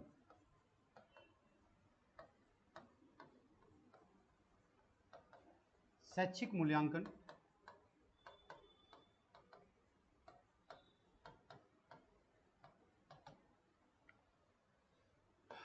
आठवें नंबर पर role of teachers.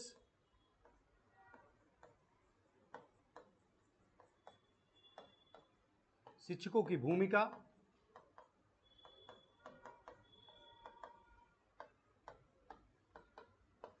Function of teachers.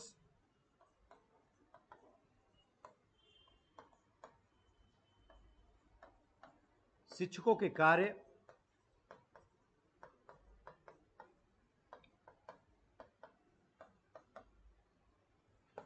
शिक्षण सिद्धांत।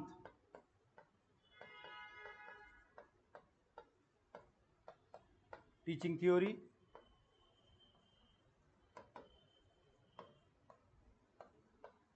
इतने पर आप अगर काम कर लेते हैं, आप एक प्रभावी शिक्षक हैं। आपको करना पड़ेगा।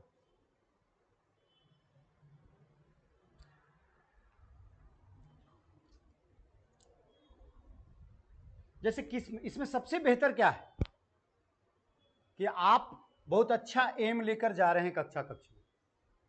प्रोसेस ऑफ टीचिंग भी आपको बता देंगे कि पूर्व परावस्था कैसे आपको बनाना पड़ेगा। जैसे अभी बोले ना हम कि कक्षा लेने से पहले हम घर पे जाकर पढ़ रहे थे।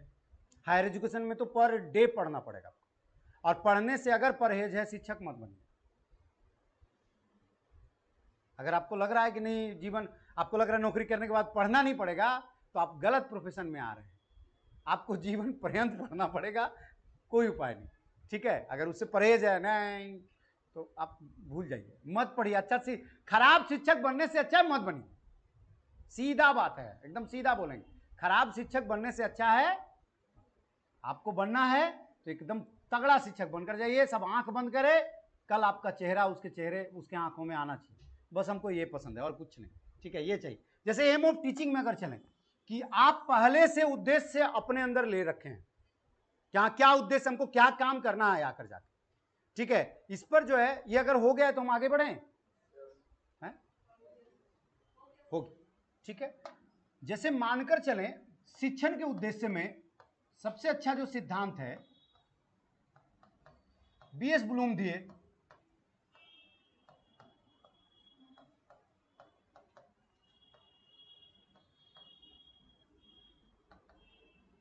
सबसे अच्छा सिद्धांत बीएस ब्लूम का है।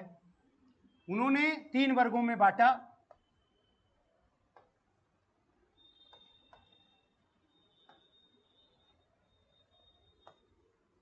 ज्ञानात्मक,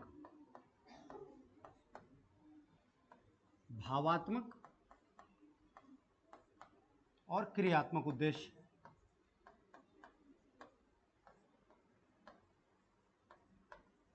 जिसमें ज्ञानात्मक बीएस ब्लूम का था,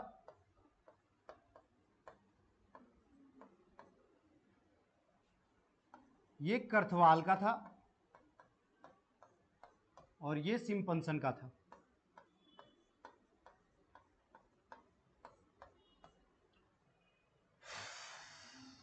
इसका जो 6 स्टेप्स में ये गुजरता है, जितनी भी चीजें हैं वो 6 स्टेप्स में गुजरती हैं। इसका काम है मूल्यांकन करने, जो उद्देश्य है, अंत उद्देश्य 6 स्टेप्स में गुजरेगा, ठीक है। जैसे ज्ञान, अवबोध, ठीक है, ज्ञानोपयोग, विश्लेषण, संश्लेषण और मूल्यांकन क्षमता का विकास। ये 6 पार्ट है, उसका 6 स्टेप्स है, ठीक है। तो मूल्यांकन क्षमता का विकास करना इसका मूल उद्देश्य है। किससे शुरू होगा? ज्ञान, नॉलेज से। दूसरा स्टेप्स क्या आएगा? अवबोध, अंडरस्टैंडिंग। फिर क्या आएगा? ज्ञानोपयोग, कि आप बतलाते हैं कि जो ज्ञान हम दिए उसका उपयोग कहां होगा, ठीक है। फिर क्या करता है बच्चा? बच्चे में विश्लेषण क्षमता आ जाती है, एनालिसिस करने सकता है, छोटे छोटे भागों में तोड़कर। विश्लेषण का मतलब क्या है? छोटे छोटे भागों में तोड़कर। फिर उसका संश्लेषण करता है, सिंथेसिस, संश्लेषण, कि अब फिर जो है उन छोटे छोटे भागों को फिर एक जगह पर मिलाकर अध्ययन करता है और तब आकर उनको मूल्यांकन करने की क्षमता का विकास, ठीक है। तो आप ज्ञानात्मक जो उद्देश्य है उसमें आप बच्चों में मूल्यांकन क्षमता का विकास डालते हैं, बच्चों में मूल्यांकन करने की क्षमता का विकास डालते हैं, ठीक है। भावात्मक वाले में फिर 6 स्टेप्स में गुजरेगा और इसका चरित्र निर्माण उद्देश्य है। क्या उद्देश्य है? चरित्र का निर्माण करना, यानी कि एक अच्छा व्यक्तित्व उसमें विकसित हो, अच्छा चरित्र विकसित हो, ताकि वह जो है सो बेहतर नागरिक बन सके, उसकी भावना अच्छी हो सके, ठीक है। तो ये भावात्मक, और इसमें जो क्रियात्मक उद्देश्य से फिर 6 स्टेप्स में गुजरेगा और ये आदत का निर्माण करेगा, अच्छी आदतों का निर्माण करेगा। इसका उद्देश्य है अच्छी आदतों का निर्माण, ठीक है। तो ये मान के चलिए जो भी 6 स्टेप्स हैं, जब हम लोग क्लास लेंगे तब आपको एक का बता दिए, तो मान के चलिए उसी अकॉर्डिंग काम होगा। और दूसरी तरफ आपको जानना है वैदिक काल से लेकर अभी तक, ठीक है। जैसे यूनिट वाइज वो व्यक्तित्व वगैरह, समायोजन वगैरह सर कर देंगे, ठीक है। वो सारा काम आपका व्यक्तित्व हो गया, बुद्धि लब्धि हो गई, उस पर सारा काम हो जाएगा। एक और हम लोग काम करेंगे कि इतिहास में वैदिक काल से लेकर आज तक की जो शिक्षा व्यवस्था है, यानी कि एनईपी 2020 तक हम लोग काम करेंगे। इसमें अगर एक बार दृष्टि करें, हम आगे बढ़े इसमें, ठीक है। एक बार अगर दृष्टि करें वैदिक काल, फिर मध्यकाल में आएंगे, जब मान के चलें वैदिक काल से लेकर बौद्ध काल तक ये पृष्ठभूमि रहेगी। इसमें तक्षशिला और नालंदा जैसे विश्वविद्यालय भी दिखेंगे, ठीक ना। तक्षशिला और नालंदा जैसे विश्वविद्यालय दिखेंगे। मध्यकाल में हम लोग आएंगे तो बिल्कुल ये शून्य काल कहा ही जाता है शिक्षा को लेकर। शिक्षा को लेकर लगभग शून्य काल का दौर है ये, ठीक है। बहुत ज्यादा विकास इस दौर में नहीं हुआ, बाहरी आक्रमण हुए, ठीक है। बाहरी आक्रमण के कारण जो है, जब वो लूटने ही आए तो लूट कर चले गए वाली वस्तु स्थिति। यहां से जब आप उठिएगा तो फिर आधुनिक में आइएगा तो आपको मिलेगा वुड डिस्पेच। क्या मिलेगा? 1854 वुड डिस्पेच, ठीक है। इसके उससे उत्तरोत्तर आप आइएगा तो हंटर कमीशन,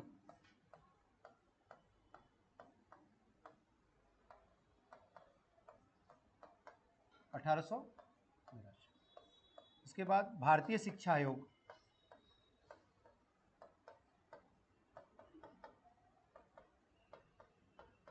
उन्नीस सौ 3, लॉर्ड कर्जन, कर्जन की जो शिक्षा नीति थी 1904, कलकत्ता विश्वविद्यालय आयोग 1917,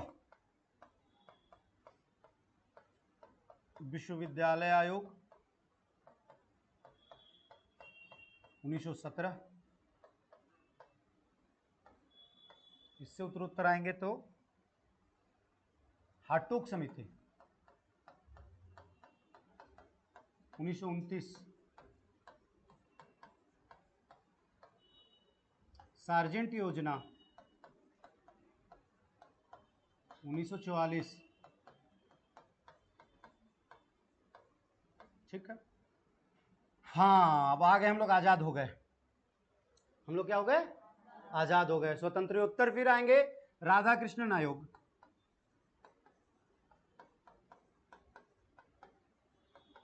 1948। मुदालियर आयोग या माध्यमिक शिक्षा आयोग इसको कहा जाता है।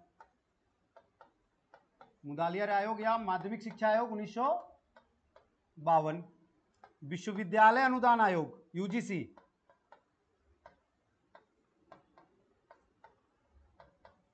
1956।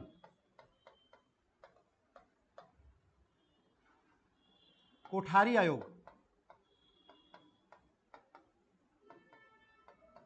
1964-66। फिर आ जाइए एनईपी 1986। फिर आ जाइए एसएसए सर्व शिक्षा अभियान 2001 से 2003। फिर आइए नेशनल करिकुलम फ्रेमवर्क 2005। इससे उत्तरोत्तर आगे बढ़िएगा तो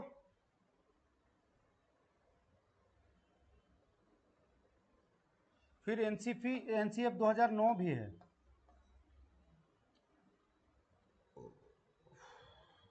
उसके बाद और क्या बचेगा? बस फिर बचेगा वही एनईपी 2020।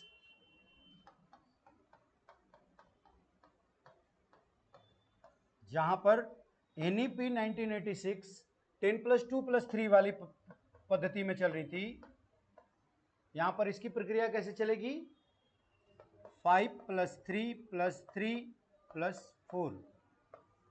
इससे पहले हम लोग का ये वाला था 5+3+2+2+3। ये 2020, ये 1986। ये प्रक्रिया बहुत पढ़ना है, ऐसा फील हो रहा होगा। कुछ नहीं, कॉन्सेप्चुअल मस्तिष्क में रहिए। 30 में 30 आएगा, इतना विश्वास रखिए। 75 में 70 आएगा, ठीक है ना? 75 है, ठीक है। हर जिस विषय को आप पढ़ रहे हैं उसका शिक्षा शास्त्र आपको जानना है, क्योंकि 15 क्वेश्चन वहां से है। अगर मैंने आधा क्वेश्चन है, 60 क्वेश्चन का सोशल साइंस है, तो 30 क्वेश्चन शिक्षा शास्त्र से, 30 क्वेश्चन सोशल साइंस से, सीधा बात, ठीक है ना? तो ये ध्यान में रखिए। साइंस पढ़ रहे हैं तो 30 क्वेश्चन आपका जो है साइंस का शिक्षा शास्त्र से, और 30 क्वेश्चन, ठीक है? तो ठीक है, 1.5 घंटा छोड़ दे रहे हैं, क्या करें? ठीक है, बहुत सारा चर्चा नहीं किए, अब नेक्स्ट देख लेंगे, कोई बात। स्पष्ट है? तो खूब पढ़िए, दबा के पढ़िए, और क्या करना है? सबसे अच्छा काम करने जा रहे हैं, ठीक है? खुद से पूछिए अच्छे से पढ़े हैं कि नहीं। एक बार भी नहीं पढ़े होंगे सब, हम लोग शर्मा गैस वाली पद्धति से आए हैं। पहली बार तो मौका मिला है तो जम के पढ़ लीजिए, और हमको विश्वास है कि यहाँ आने के बाद आ गए हैं तो अब तो जीवन भर पढ़ना है, क्या कि शिक्षक बन ही जाइएगा, तो फिर बता ही दिए कि पढ़ने से परहेज है, तो शिक्षक मत बनिए, तो पढ़ना ही पड़ेगा, अब तो कोई उपाय नहीं। चलिए, धन्यवाद सर। ओके सर, नोट्स कैसे बनाएं? संजय सर का अलग और आपका अलग अलग है। नहीं, बिल्कुल मेरा और संजय सर का अलग नहीं रहेगा। हम लोग बोले ना आपको कि वो नोट्स के लिए परेशान मत होइए, कॉन्सेप्चुअल समझिए। प्रियंका दुबे, नोट्स तो संजय सर ही बनवाएंगे, हम आपको कॉन्सेप्चुअल कुछ काम करवा देंगे, ठीक है? वो शिक्षा शास्त्र वाले में, ठीक है? थोड़ा रिफ्रेश होइए, हम उसके चलते आए थे। एक ही जैसा चेहरा देखकर आप लोग को भी दिक्कत लग रहा होगा, कुछ परिवर्तन रहेगा, ठीक है? चलिए, धन्यवाद सभी बच्चों को, धन्यवाद। खूब दबा कर पढ़िए।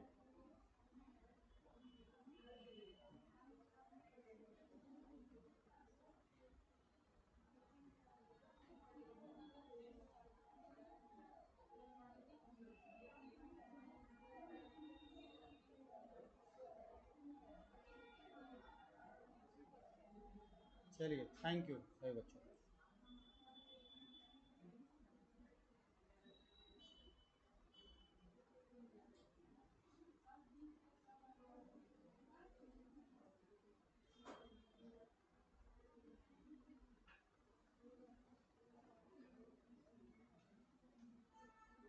हिंदी पेपर के लिए भी क्लास होगा, हो जाएगा, कोई दिक्कत नहीं।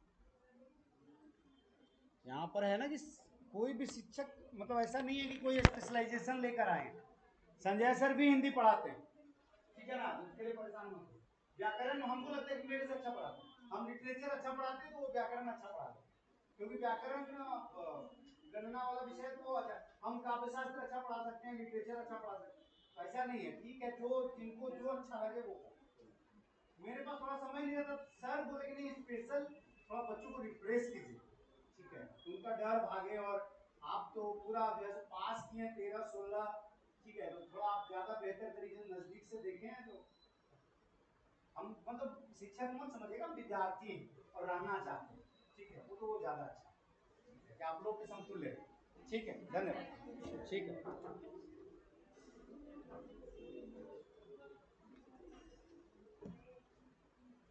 तो आप लोग का टेस्ट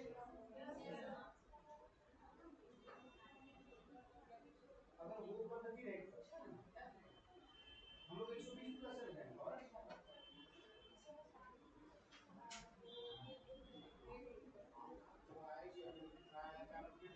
होगा ही। इतना इतना बड़ा सिलेबस यूपीएससी पास करा रहा है, तो उनके लिए हो जाना है, देखिए नहीं नहीं, यूपीएससी के इतना, यूपीएससी से बड़ा सिलेबस आपका सहायता जाएगा, ठीक है, इतना बच्चा पढ़ेगा, इतना दिमाग लगाएगा, आप शिक्षक बना रहे हैं, आईएएस बना रहे